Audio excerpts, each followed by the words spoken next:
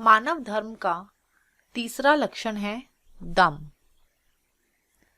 दम का आसान भाषा में अर्थ है इंद्रिय दमन, मतलब अपनी इंद्रियों को वश में करना,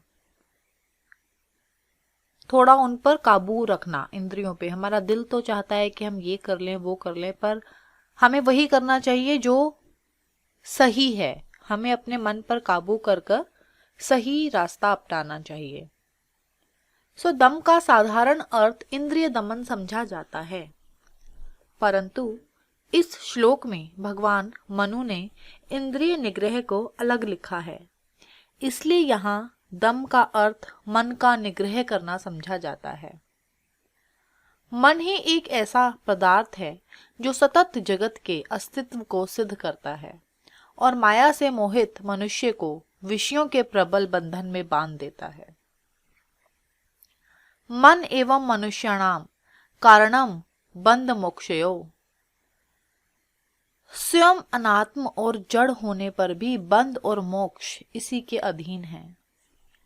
हम खुद अपने आप में बहुत ही स्ट्रांग हैं, पर फिर भी कहीं ना कहीं मन के अधीन हैं।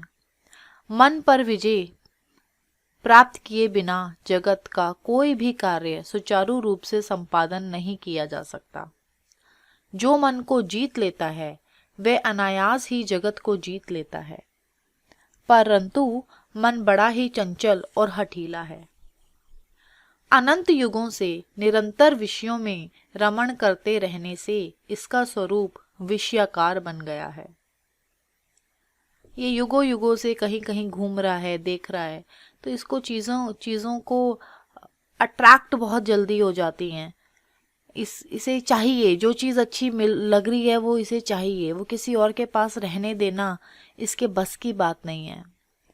तो इसे निग्रह करने के लिए दो ही उपाय शास्त्रों में बतलाए गए हैं। एक है अभ्यास, दूसरा है वैराग्य। अभ्यास वैराग्याभ्याम तनिरोधः। अभ्यास और वैराग्य से ही इसका निरोध होता है। यही बात भगवान ने श्री गीता में कही है, अभ्यासेन तु कौन्तेय वैराग्येण च गृह्यते।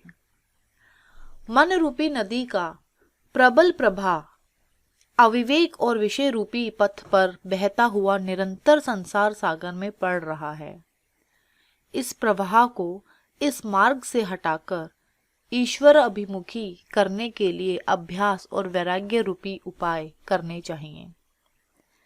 वेग से बहती हुई नदी के जल को व्यर्थता में जाने से बचाने के लिए आवश्यकता होती है नदी में बांध बांधने की, परंतु केवल बांध से ही काम नहीं चलता। बांध से प्रवाह बढ़ना तो रुक जाता है, परंतु उसका आना नहीं रुकता। पीछे से जोर का वेग आते ही या तो बांध टूट जाता है या पानी बढ़कर नदी तीरस्थ गांवों और खेतों को डुबा देता है। इसलिए बांध के साथ साथ नदी में कुछ ऐसी नहरें और नाले निकालने चाहिए जिससे नदी में आता हुआ जल आवश्यकता अनुसार नहरों और नालों में बटकर यथोचित रूप से खेतों में जा सके।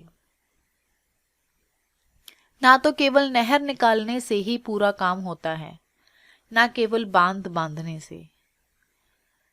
नदी के सागर अभिमुखी प्रवाह को रोककर उसे खेतों में यथा योग्य ले जाने के लिए बांध और नाले दोनों की ही आवश्यकता होती है। इस प्रकार चित्त नदी के प्रवाह को संसार से हटाकर परमात्मा अभिमुखी करने के लिए वैराग्य और अभ्यास दोनों की समान आवश्यकता है। यहाँ पे मनु जी समझा रहे हैं कि जो मन है हमारा वो नदी की तरह है। जैसे ही नदी में जोर से पानी आता है तो वो या तो गांव को, आसपास की जगहों को डुबो देता है या फिर उस बांध को तोड़ देता है।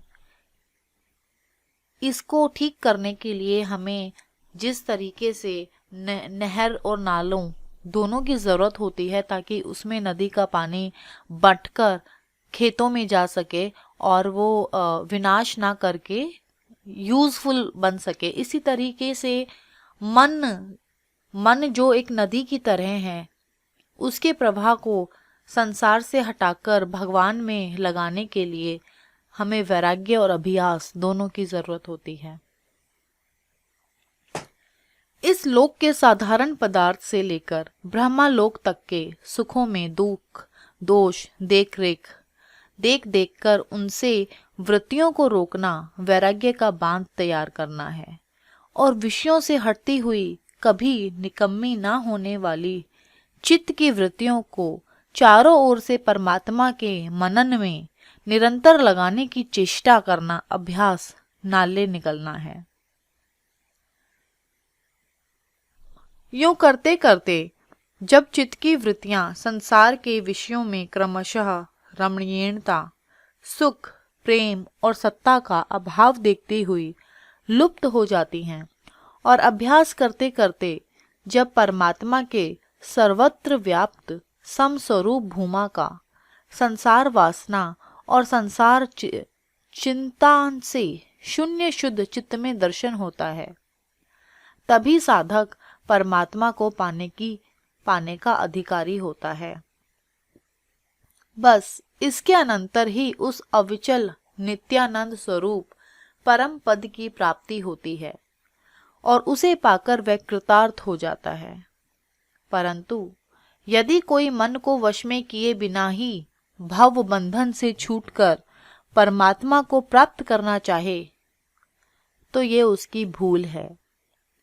भगवान ने कहा है, असंयमता आत्मना योगो दुष्प्रापः इति मे मति।